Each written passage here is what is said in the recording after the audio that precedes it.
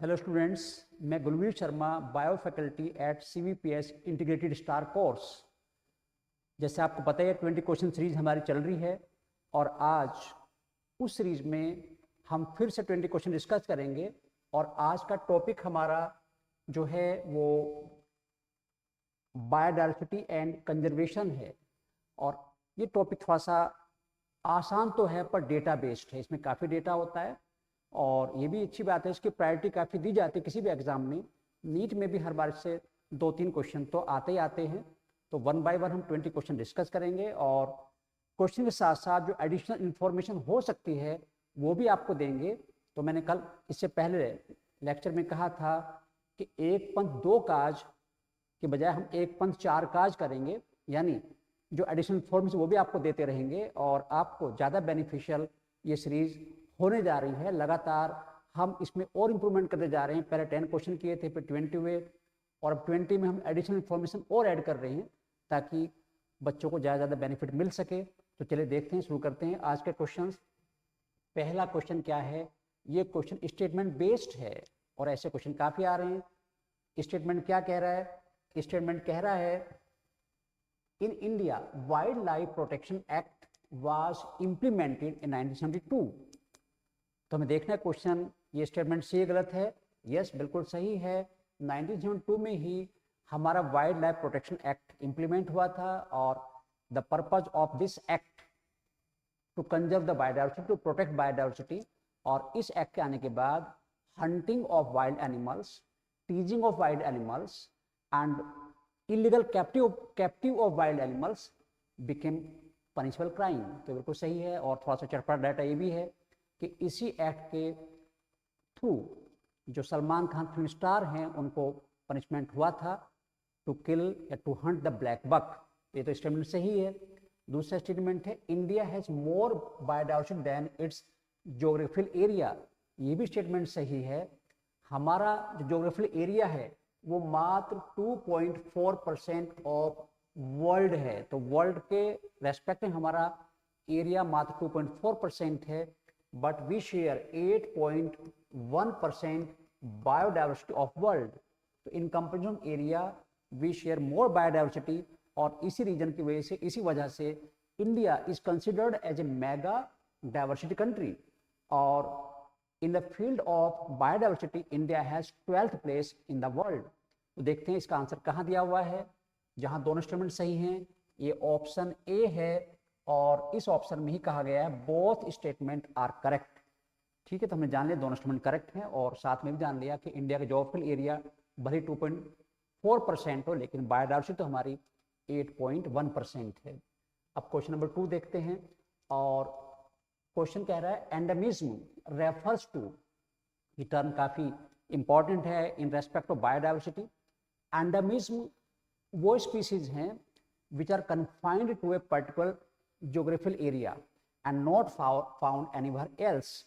तो इनका area limited है और कहीं और मिलती नहीं है, इसलिए they have need of strict conservation. अगर बहुत ज़्यादा ध्यान नहीं देंगे तो ये स्पीसीज एक्सटिंक्ट हो सकती हैं। तो अब देखते हैं एंडेमिज्म का कहाँ दिया हुआ उन्होंने। पहला ऑप्शन है species confined to that region and not found anywhere else. बिल्कुल सही ऑप्शन दिया हुआ है। मैंने भी बोला है कि वो स्पीसीज हैं जो कहीं और नहीं मिलती, किसी एक ही एरिया में कन्फाइंड होती हैं और इसी एंडेमिज्म के बेस पर हॉट स्पॉट्स डिसाइड किए जाते हैं। एक क्वेश्चन शायद ऐसा आएगा, ठीक है। तो हॉट स्पॉट्स भी एंडेमिज्म के बेस पर डिसाइड किए जाते हैं। तो इस क्वेश्चन का आंसर हमारा ए है, ठीक है। तो एंडेमिज्म को याद रखिए, एंडेमिज्म स्पीसीज के लिए है जो केवल एक रीजन मिलती हैं, कहीं और नहीं मिलती। अब थर्ड क्वेश्चन क्या कहता है, which is not the method of in situ conservation. मैं एक छोटा सा एग्जाम्पल दे रहा हूँ। दादी बीमार हैं, अब 2 तरीके हैं, या तो घर में हम मैनेजमेंट का डॉक्टर बुला लें, नर्स को बुला लें, सारा अरेंजमेंट घर पे कर दें, ट्रीटमेंट घर पे चले। तो जो ट्रीटमेंट घर पे होगा वो इन सीटू ट्रीटमेंट कहलाएगा। और दूसरा ये है कि दादी को हम ले जाएं हॉस्पिटल, वहाँ पे सब पेशेंट वहाँ कहीं और से भी आया, कोई कहीं से आया है, डॉक्टर भी अवेलेबल है, नर्स भी है, वो एक्स सीटू है। तो बिल्कुल वही है कि जब हम स्पीसीज को उनके नेचुरल एरिया में ही प्रोटेक्शन प्रोवाइड करते हैं, that is called in situ conservation. और इसके कई सारे मेथड हैं, उनमें से नेशनल पार्क्स हैं, है ना, national parks in situ conservation method है। और अकॉर्डिंग टू एनसीईआरटी इंडिया में 90 नेशनल पार्क्स हैं, लेकिन मैं मजबूर हूँ ये पुराना डेटा देने के लिए, क्योंकि डेटा एनसीईआरटी का है। अब ये नंबर मोर देन 118 हो गया है, पर आपको यहाँ पर 90 याद रखना है, हमें एनसीईआरटी लड़ाई नहीं करनी है। तो यस, नेशनल पार्क हैं। दूसरा हॉट स्पॉट्स, ये भी अभी बात की थी। हॉट स्पॉट्स वे नेचुरल ज्योग्राफिकल एरिया हैं जो एंडेमिज्म बेस पर डिसाइड किए जाते हैं, और हॉट स्पॉट कॉन्सेप्ट देने वाले नॉर्मन मायर हैं। और शुरुआत में 25 हॉट स्पॉट आइडेंटिफाइड हुए थे, बाद में 9 और ऐड कर दिए गए, तो अब presently number of hot spot is 34। ये भी मेथड है। बॉटनिकल गार्डन्स, यहाँ पर कंजर्वेशन तो होता है, लेकिन ये वैसे ही है जैसे हम पेशेंट का इलाज जाके कराएं हॉस्पिटल में। तो यानी हमें बॉटनिकल गार्डन जो हैं ये वो एरिया हैं जिनको डेवलप किया जाता है, डिफरेंट एरिया के प्लांट एक एरिया में लगाए जाते हैं, और इसलिए ये नेचुरल कंजर्वेशन नहीं हुआ, इसको हम कहेंगे ex situ conservation. This one is ex situ conservation. तो सेकंड ग्रूव, यस, ये भी इन सीटू कंजर्वेशन का मेथड है। सेकंड ग्रूव्स वे फॉरेस्ट ट्रैक्ट हैं जिनको वहाँ के ट्राइब्स अपने रिलीजियस और अपनी सोशल मॉरल वैल्यूज की वजह से प्रोटेक्ट करते हैं, और ना तो खुद उसको नुकसान करते और ना किसी को करने देते। तो यानी ये मेथड जो इन सीटू है, लेकिन जो गार्डन्स, बॉटनिकल गार्डन्स हैं, they concern to the ex situ conservation. तो यहाँ पर हमारा जो आंसर है वो सी है। अब बच्चों फोर्थ क्वेश्चन देखते हैं। फोर्थ क्वेश्चन में क्या है, और जो फोर्थ क्वेश्चन है वो क्या कह रहा है, lantana, Eichhornia, African catfish, all shares what in common. ये तीन उसने एग्जांपल दिए हैं, Lantana camara, Eichhornia water hyacinth terror Bengal, और अफ्रीकन कैटफिश। ये तीनों जो नाम लिखे गए हैं, they are not Indian origin species. All 3 are exotic species, यानी ऐसी स्पीसीज जो किसी और कंट्री से लाई जाती है उसे हम एक्सोटिक स्पीसीज बोलते हैं। तो उसमें लेंटाना, आइकोर्निया, ये दोनों हमारे लिए मुसीबत बने हुए हैं। ये एक तरह से वो वीड हैं, अनवांटेड वीड हमारे कंट्री में आई हैं और हमें परेशान कर रही हैं। जो हमारी खुद की स्पीसीज हैं उनको नुकसान पहुंचाती हैं, क्योंकि हमें जानते हैं कि जो एक्सोटिक है उसका दुश्मन नेचुरल नहीं होता, तो उसकी बल्ले बल्ले होती है और वो नुकसान औरों करेगा, उसको करने वाला वहाँ पर कोई नहीं होता। तो इन तीनों में कॉमन क्या हुआ, तो ये तीनों एक्सोटिक स्पीसीज हैं और इंडियन स्पीसीज को थ्रेट बनी हुई है, नुकसान कर रही है। तो देखते हैं पहला क्या है, ऑल आर एंडेंजर्ड कैटेगरी, गलत है। ऑल आर कीस्टोन्स, गलत है। All are exotic species in India posing threat indigenous species, बिल्कुल ये सही आंसर है कि ये एक्सोटिक स्पीसीज हैं और जो हमारी खुद की स्पीसीज हैं उनको प्रॉब्लम कॉज कर रही हैं, उनके लिए कंपटीशन क्रिएट कर रही हैं और इनका नंबर बढ़ रहा है, और हमारी जो इंडिजिनस स्पीसीज है उनका नंबर घट रहा है। तो यहाँ पर आंसर हमारा हुआ सी। तो ये आप यहाँ पे एक्सोटिक वर्ड फॉरेन स्पीसीज ले आता है और इंडिजिनस खुद की अपनी स्पीसीज ले आता है। अब question number 5, select incorrect matching. यहाँ पर हमें इनकरेक्ट मैचिंग देखना है। एक नाम दिया हुआ है एडवर्ड विल्सन, और एडवर्ड विल्सन ने जो टर्म है बायोटेक्नोलॉजी उसको पॉपुलराइज किया था, दिया नहीं था, याद रखिए, दिया नहीं था। ही पॉपुलराइज टर्म बायोडाइवर्सिटी टर्म को पॉपुलराइज किया, और यहाँ पर दिया इन्होंने importance of species in ecosystem, गलत हो गया। अगर मैं एडवर्ड विल्सन की बात करूँ तो शायद मैंने बायोटेक्नोलॉजी बोल दिया, गलत है। बायोडाइवर्सिटी वर्क को इन्होंने पॉपुलराइज किया है, ठीक है, तो ये गलत हो गया। तो ये तो मैचिंग, इनकरेक्ट मैचिंग तो यही आ गई है ना, तो आंसर तो ये हो गया। पर देखते हैं बाकी 3 ऑप्शंस क्या कहते हैं। अलेक्जेंडर वॉन हम्बोल्ट ने दिया था एरिया स्पीसी रिलेशनशिप, बिल्कुल सही है। एरिया बढ़ेगा, नंबर स्पीसी बढ़ेगा, एक लिमिट तक बढ़ेगा, ठीक है, तो इनका दिया हुआ है। राइबर्ट पॉपर हाइपोथेसिस देने वाले पॉल एलरिक हैं, बहुत अच्छी हाइपोथेसिस है, और उनकी जो ये हाइपोथेसिस है वो इकोसिस्टम में जो स्पीसीज हैं उनकी क्या इंपॉर्टेंस है उसको एक्सप्लेन करती है, तो दैट्स गुड। और डेविड टिलमैन ने लॉन्ग टर्म फील्ड एक्सपेरिमेंट किया था और बताया था कि जिस एरिया में इकोसिस्टम में ज़्यादा स्पीसीज होती हैं वो ज़्यादा स्टेबल होता है in comparison of that area which has few species. तो ये 3 सही हैं और ये गलत है, पर आंसर यहाँ पर गलत ही बताना था और वो पहला ऑप्शन है। चलिए बच्चों 6 क्वेश्चन देखेंगे। और which data of global biodiversity is wrongly matched, यहाँ पे डेटा दिया हुआ है, उस डेटा को हम देखना है उसमें किसकी मैचिंग इनकरेक्ट है। यानी यहाँ पर नंबर ऑफ ऑर्गेनिज्म दिया हुआ है, नंबर दिया हुआ है और नाम लिखा हुआ ऑर्गेनिज्म का, और ये बताया गया है कि किसकी स्पीसीज कितनी हैं। तो हमें देखना है किसको रॉन्गली मैच किया गया है। आंट्स, जो आंट्स हैं इस अर्थ पर उनकी 20,000 स्पीसीज हैं, ये बिल्कुल सही है। On this earth 20,000 species of ants have been discovered, recorded हैं। बीटल्स सबसे ज़्यादा नंबर में है और वो 3 lakhs हैं, ये भी सही है, तो इस करेक्टली मैच डेटा है। फिशेज 28,000 फिशेज रिकॉर्डेड हैं और जो ऑर्किड्स हैं यहाँ पे गलत हो गया, ऑर्किड की 20,000 स्पीसीज हैं, तो यानी यहाँ पर जो इनकरेक्टली मैच्ड है वो जो ऑर्किड नंबर के साथ स्पीसी नंबर लिखा हुआ है वो गलत है। तो यहाँ पे 20,000 होता तो ये सही होता। तो 3 option A B C are correct and D is incorrect. और इनकरेक्ट क्यों हुआ? क्योंकि 50,000 स्पीसीज नहीं हैं, कितनी हैं? 20,000 स्पीसीज होती हैं। तो इस डेटा को आपको याद रखना है। और अब हम बात कर रहे हैं 7th क्वेश्चन की। मोर conservative and scientifically sound estimate made by Robert में प्लेसेस द ग्लोबल स्पीसीज।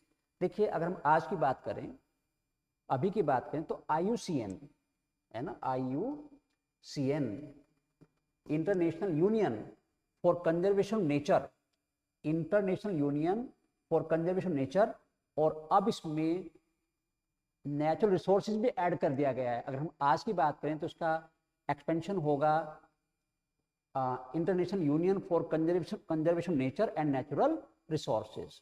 इसमें एक यानी कंफ्यूज ना हो, क्योंकि शुरुआत में इक्वल नेचर के लिए दिया गया था। तो ये दुनिया की सबसे बड़ा ऑर्गेनाइजेशन है विच वर्क फॉर बायोडाइवर्सिटी। तो 2004 में इन्होंने एक रेड लिस्ट दी जिसमें इन्होंने बताया कि कितनी स्पीसीज हैं। तो उसके अकॉर्डिंग तो 1.5 मिलियन है, यानी 15 लाख स्पीसीज IUCN के रिकॉर्ड में 2008 डेटा के अकॉर्डिंग बताई गई हैं। लेकिन रॉबर्ट में ने एस्टिमेट किया है ये नंबर काफ़ी कम है। He told that this number may be 7 million. तो रॉबर्ट में का एस्टिमेशन कहता है कि जो हम 1.5 की बात कर रहे हैं 2004 के अकॉर्डिंग, हालांकि ये नंबर NCERT में ही 1.7 1.8 है, 11th के बुक में लेसन 1 में लिविंग वर्ल्ड में, तो वहाँ तो 1.7 1.8 है। पर ये डेटा 2004 की हम बात करें तो उसकी बात बेस पर हम 1.5 मान के चलते हैं, 15 लाख मानते हैं। और रॉबर्ट में कहता है कि एस्टिमेशन 7 मिलियन यानी 17 लाख स्पीसीज होनी चाहिए। अगर हम रॉबर्ट में के एस्टिमेशन सही मान लें कि ऐसा हो सकता है, तो till now we have only discovered only 22% species, क्योंकि अभी हमारे पास 17 से 18 लाख हम मान रहे हैं और वो कह रहा है कि 70 लाख के आसपास हैं, तो 22 स्पीसीज के आसपास हम डिस्कवर की हैं। तो ये भी डेटा बन गया। तो यहाँ पर आंसर निकल के आया हमारा बी। चलिए बच्चों अब हम नेक्स्ट क्वेश्चन देखते हैं। Next question number 8। According rivet popper hypothesis की स्पीसीज आर रिप्रेजेंटेड बाय। देखिए मैं हमेशा कहता हूँ कि लोगों का समझाने तरीका, वो छोटी बात को भी या बड़ी बात को भी जिस तरह समझाते हैं वो एक काबिल तारीफ है और वही उनके ब्रेन का पैरामीटर है। अब देखिए पॉल एलरिक ने दिया राइवेट पॉपर हाइपोथेसिस। इस हाइपोथेसिस में उन्होंने जो एक एरोप्लेन है उसे कहा कि पूरा इकोसिस्टम मान लो इसको, और उसके हर राइवेट को, हर पुर्जे को एक स्पीसीज मान लो। बिल्कुल ठीक है। तो उन्होंने एरोप्लेन कंसिडर किया, इकोसिस्टम से कंपेयर किया और उसके हर पार्ट को स्पीसीज की तरह रिप्रेजेंट किया।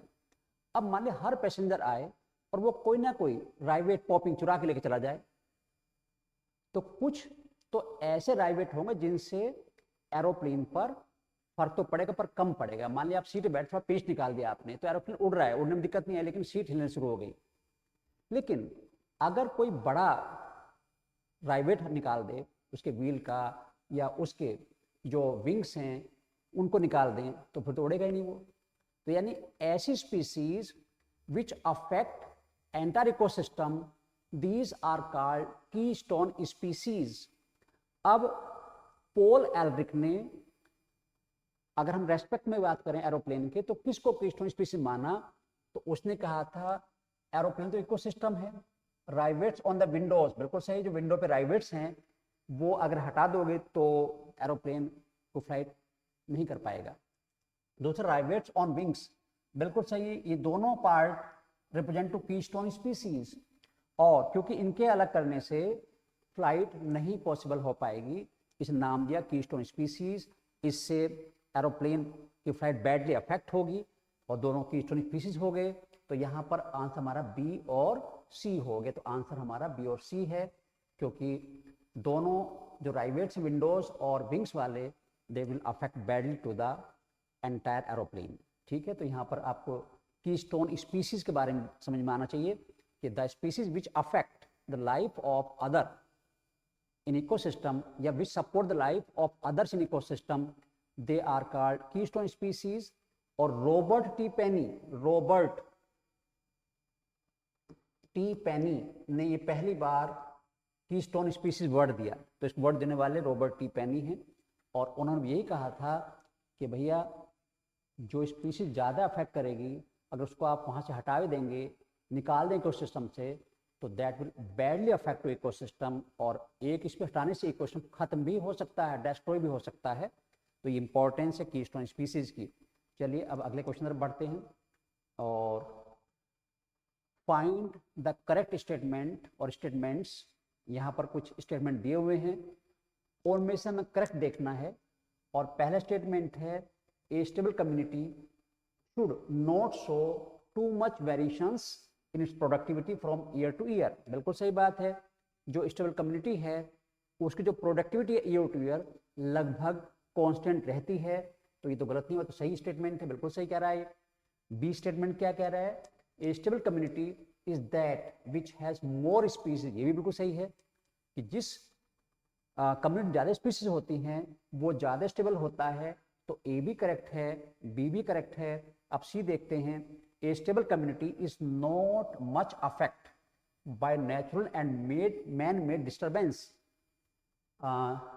तो जो स्टेबल कम्युनिटी है उस पर जो नेचुरल डिजास्टर्स हैं, कैलामिटीज़ हैं, उनका फर्क ना के बराबर पड़ता है, और जो ह्यूमन का जो एक तरह से एक्टिविटीज़ हैं उनका इफेक्ट भी कम पड़ता है।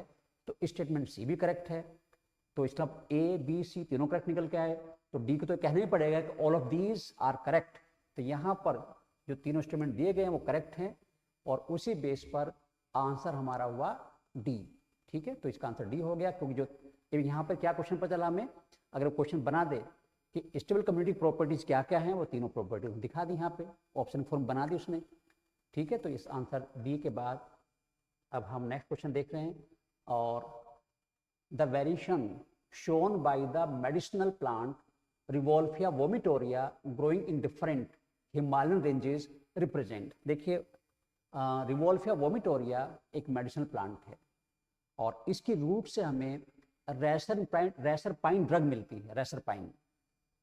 ठीक है, अब ये प्लांट जो हिमालय में डिफरेंट रेंजेस में ग्रो करता है, और वहाँ पर देखा कि जो उसका प्रोडक्ट है उसकी कंसंट्रेशन और पोटेंसी डिफरेंट रीजन में वेरी करती है। प्लांट तो वही है रिवोल्फिया वोमिटोरिया, पर जब हम उससे प्रोडक्ट लेते हैं तो डिफरेंट जोन में, डिफरेंट रीजन में उसकी पोटेंसी और कंसंट्रेशन वेरी करती है, और that represent to the genetic diversity. क्या रिप्रेजेंट करें, जेनेटिक डाइवर्सिटी। तो यहाँ पर हम ये भी जान लें वो डाइवर्सिटी जो विद इन स्पीसीज होती है, एक स्पीसीज के मेंबर के बीच में होती है, that we called genetic diversity. अब प्लांट तो एक ही है रिवोल्फिया वोमिटोरिया, और फिर भी वेरिएशन आ रही है, अंतर आ रहे हैं, तो वो जेनेटिक डाइवर्सिटी है। इसको आप अपनी तरफ भी देख सकते हैं। All we are all homo sapiens, लेकिन फिर भी हमारे फेस एंड फिगर, हमारे बहुत सारे जो हमारे ट्रेड्स हैं वो वेरी करते हैं, जबकि हम स्पीसीज एक ही हैं, तो वो भी हमारा जेनेटिक डाइवर्सिटी है। तो we all also represent genetic diversity. और मैं ये कह सकता हूँ कि सभी स्पीसीज में डाइवर्सिटी होती है। तो यहाँ पर क्योंकि एग्जाम्पल हमें दिया रिवोल्फिया वोमिटोरिया का, तो हम ये कहेंगे कि उसमें जो वेरिएशन आ रही हैं डिफरेंट हिमालय रीजन में, वो उसकी जेनेटिक डाइवर्सिटी रिप्रेजेंट करती हैं। अब 11th क्वेश्चन में क्या कहा गया है, which one is not Indian hot spots. अभी पहले क्वेश्चन में बात की थी, at this time in the world there are 34 hot spots. 34 spots हैं, पहले 25 डिसाइड हुए थे, फिर +9 हो गए, तो टोटल 34 हॉट स्पॉट आ गए। उनमें से 3 हॉट स्पॉट्स इंडिया में हैं। तो इंडिया में 3 हॉट स्पॉट्स हैं, और वो कौन कौन से हैं, यहाँ पे 4 दिए गए, यानी एक नहीं होगा। Western Ghat and Sri Lanka, yes it is Indian hot spot. Eastern Ghat and Bhutan, ये नहीं है, it is not Indian hot spot. तो ये गलत, तो आंसर तो यही आगे बी है। लेकिन इंडो बर्मा भी इंडियन हॉट स्पॉट है, हिमालयाज इंडियन हॉट स्पॉट है, तो ये भी है, ये भी है, ये नहीं है, और जो नहीं है वही आंसर है, क्योंकि वो तो पूछ रहा है कौन सा नहीं है।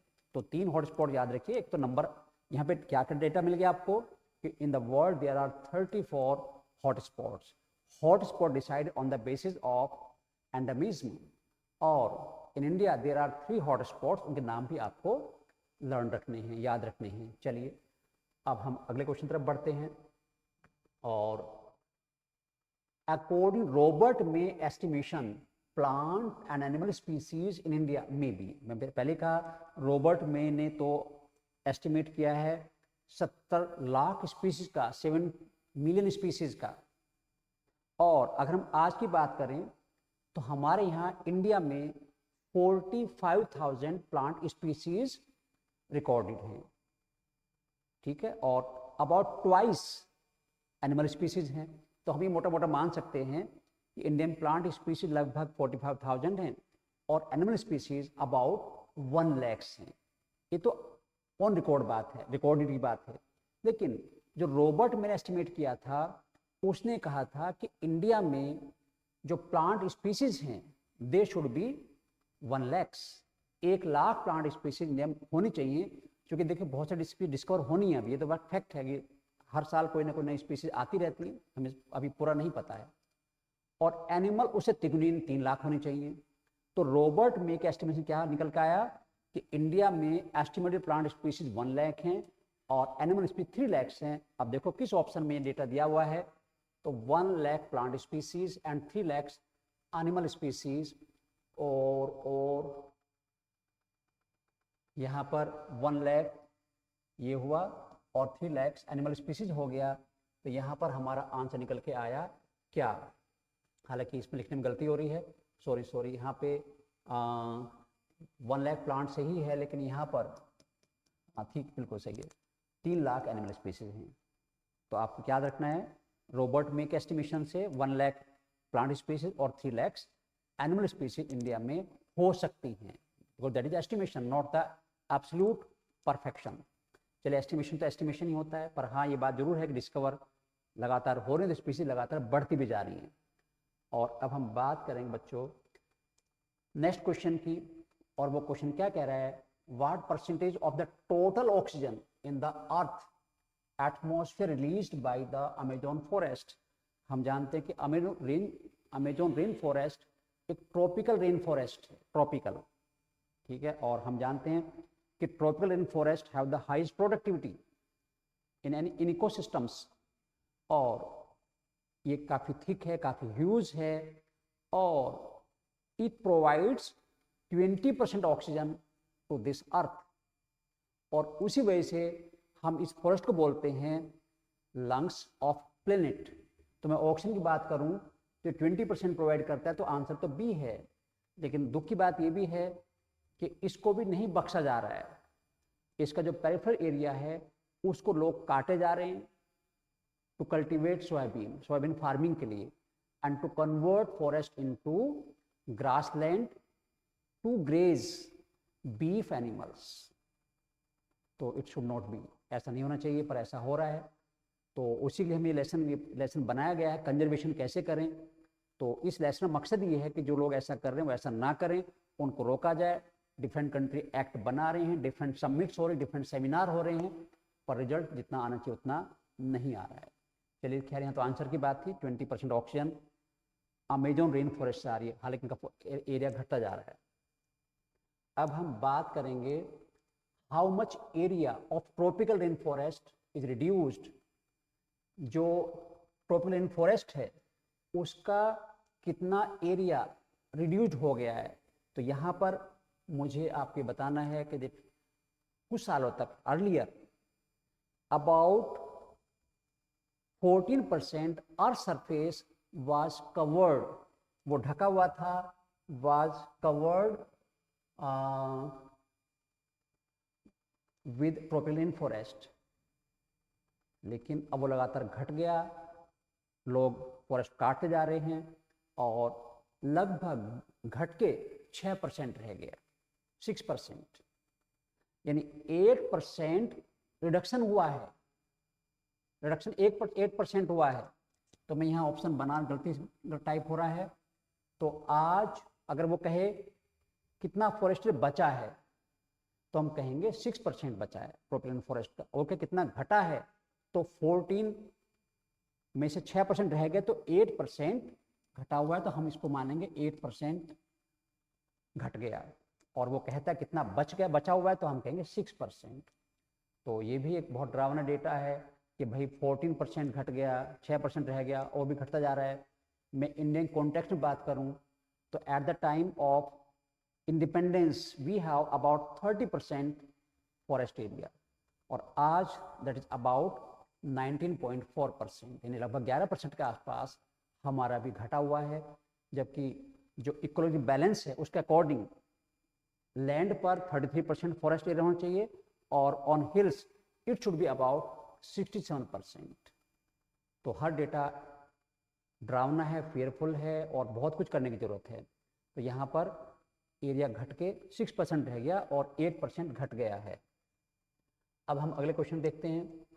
15 क्वेश्चन है, when both flora and fauna are conserved at the same place without any type of human intervention, the conservation area is called। देखिए कई तरह के हमने कंजर्वेशन, इन सिटू कंजर्वेशन मेथड डेवलप किए हुए हैं। नेशनल पार्क है, बायोस्फीयर रिजर्व है, सेक्रेड ग्रूव्स हैं और वाइल्ड लाइफ सेंचुरीज हैं। अब इनमें जो नेशनल पार्क्स हैं which represent to ex situ conservation, उन नेशनल पार्क में हम एनिमल यानी फोना और प्लांट यानी फ्लोरा दोनों को ध्यान रख के कंजर्वेशन करते हैं। जबकि वाइल्ड लाइफ सेंचुरी मेनली हम फोना यानी एनिमल कंजर्वेशन बात करते हैं। तो क्योंकि इस क्वेश्चन में पूछा गया है कि किस नेचुरल एरिया में हम दोनों को एक साथ रिजर्व कंजर्वेशन करते हैं, तो वो नेशनल पार्क हैं। यहाँ पर फ्लोरा और फोना दोनों के लिए कंजर्वेशन किया जाता है। और अभी मैंने पहले बात की थी, इंडिया में 90 नेशनल पार्क अकॉर्डिंग एनसीईआरटी, और अगर आप गूगल पर जाके देखो तो आप कहोगे तो 118 से ज़्यादा आ रहे हैं, 121 के आसपास हो गए हैं। ऐसी wild life sanctuaries according NCERT 448 हैं। और बायोस्फीयर रिजर्व की बात करूँ तो वो 14 हैं। ये डेटा भी आपको लर्न करना है, मैचिंग में ऐसा क्वेश्चन नीट में बन सकता है। चलिए, तो नेशनल पार्क आंसर हो गया।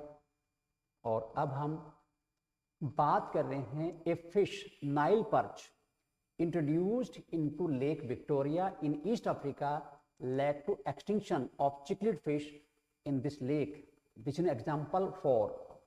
देखिए, अगर हम किसी और कंट्री की स्पीसीज को अब इंट्रोड्यूस करते हैं तो स्पीसीज एक्सोटिक कहलाती है, that is called exotic species.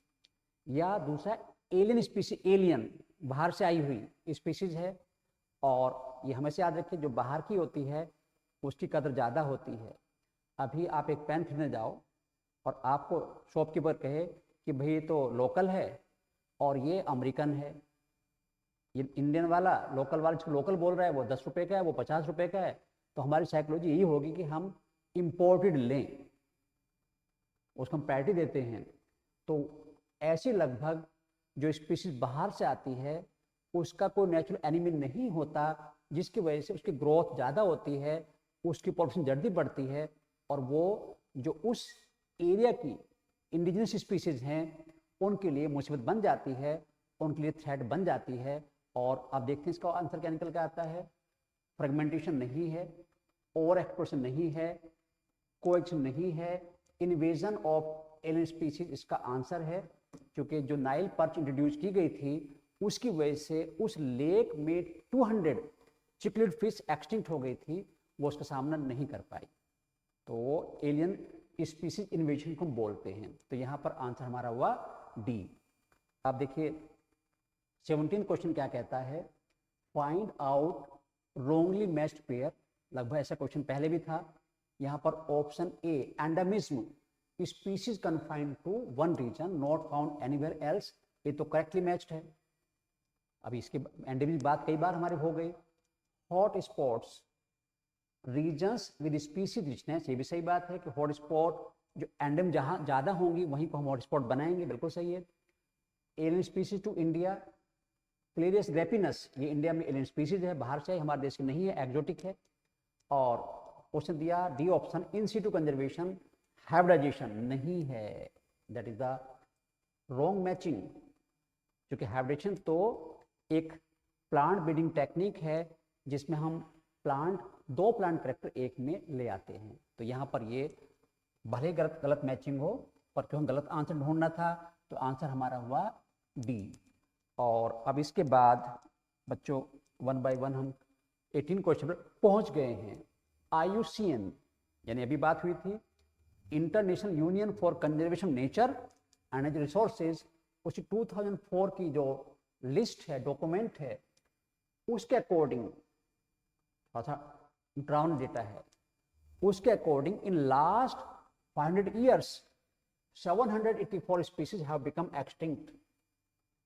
इस पे ध्यान देना है, in last 500 years 784 species have become extinct, means these do not exist in life form, इनके कोई लाइव स्पेसिमेन नहीं है। अब वो कह रहा है कि उनमें से कौन सी स्पीसीज कितनी है, तो मैं आपको सीधे बता रहा हूँ, इनमें से 338 स्पीसीज वर्टिब्रेट्स की हैं, 359 स्पीसीज इनवर्टिब्रेट्स की हैं, और 87 स्पीसीज प्लांट्स की हैं। तो यहाँ पे ये भी निकल के आ रहा है, in comparison plants there more extinction of animal species. ठीक है, तो देखते हैं किस ऑप्शन में ये आंसर दिया हुआ। 38 वर्टिब्रेट्स ये रहा, 59 इनवर्टिब्रेट्स ये रहा, और 87 प्लांट ये रहा।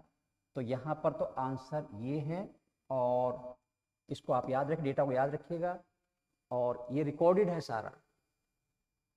और लास्ट 20 ईयर्स में तो ये रेट और ज़्यादा बढ़ गया है। और जो करंट रेट है एक्सटिंक्शन का, अगर हम उसको सोच के देखें, तो इकोलॉजिस्ट का मानना यह है कि इन नेक्स्ट 2 centuries यानी 200 साल में life totally will become extinct from this earth. जिस लाइफ को बनने में इतना सब टाइम लगा, इतना सब कुछ हुआ, कैसे वो एग्जिस्ट हुआ, कैसे कैसे उसने सर्वाइव किया, और वो उसमें हमारा रोल बड़ा है, वो हमारी वजह से हो रहा है। और एक इस लेसन में एक मास एक्सटिंक्शन है, जो 6th मास एक्सटिंक्शन है वो हमारी वजह से हो रहा है, और इससे पहले जो 5 हुए हैं वो हम नहीं थे, वो प्री ह्यूमैनिक हैं। तो जरा सोचे जरूर कि भाई ये तो बड़ा खतरनाक बात है, अगर इस पर खत्म हो जाएंगी तो लास्ट में हमारा नंबर आएगा। अभी से हमारा फर्क नहीं पड़ रहा कि वो डायरेक्ट ये सब एक्शन हमें अफेक्ट नहीं कर रहा है, पर दैट अफेक्टिंग इकोसिस्टम, और लास्ट सफरर ह्यूमन होगा, और कोई रास्ता नहीं बचेगा। तो डरा नहीं रहा हूँ, सच्चाई बता रहा हूँ। अब अगले पॉइंट की बात करें, the species support others life in ecosystem. Yes, ecosystem में कुछ स्पीसीज ऐसी होती हैं जो दूसरों की लाइफ के जरूरी हैं। इससे पहले कुछ क्वेश्चन में हमने बात कर ली थी, और उनको नाम दिया की स्टोन स्पीसीज। तो की स्टोन स्पीसीज वो स्पीसीज हैं जो इकोसिस्टम में दूसरी लाइफ का अफेक्ट करती सपोर्ट करती हैं, अगर वो एक्सटिंक्ट हो जाती हैं तो कई स्पीसीज और एक्सटिंक्ट हो सकती हैं और यहाँ तक कि पूरा इकोसिस्टम भी डिस्टर्ब हो सकता है। तो यहाँ पर आंसर हमारा है keystone species, that is the keystone species. ठीक है, तो और ये मैंने पहले बोला कि इस वर्ड देने वाले रॉबर्ट टी पेनी हैं, और आप जोड़ दो यहाँ पे कि पॉल एल्ड्रिक ने भी उन राइवेट्स को कीस्टोन राइवेट्स बोला है जो एरोप्लेन को बैडली अफेक्ट करते हैं। चलिए अब लास्ट क्वेश्चन तक हम आ गए हैं, और लास्ट क्वेश्चन क्या है, red data book has list of, देखिए IUCN, बार बार कह रहे हैं IUCN, international union for conservation of nature and natural resources, ये बड़ा काम करती है फॉर बायोडाइवर्सिटी कंजर्वेशन, और उसने रेड डेटा बुक पब्लिश की, और उस पब्लिक बुक में रेड पेजेस पर उन स्पीशीज डिस्क्राइब किया गया जो एंडेंजर्ड हैं और जो जल्दी एक्सटिंक्ट हो सकती हैं अगर कुछ नहीं किया गया तो। यानी ये भी याद रखिए, रेड डेटा बुक में और कलर के पेज भी हैं, ग्रीन भी हैं, वाइट भी हैं, ब्लू भी हैं, और हर पेज पर अलग तरह स्पीशीज डिस्क्राइब किया गया है, और ये नेशनल और इंटरनेशनल दोनों लेवल पर पब्लिश होती है, and that give the current information about biodiversity status. अब देखिए इसमें क्या क्या बताया जाता है, एंडेंजर्ड स्पीशीज बिल्कुल बताया जाता है, एकदम सही, और रेयर स्पीशीज के बारे में बताया गया है, एक्सटिंक्ट स्पीशीज को एक्सटिंक्ट किया गया, बताया गया है। तो यहाँ पर आंसर हमारा हो गया ऑल ऑफ दीज।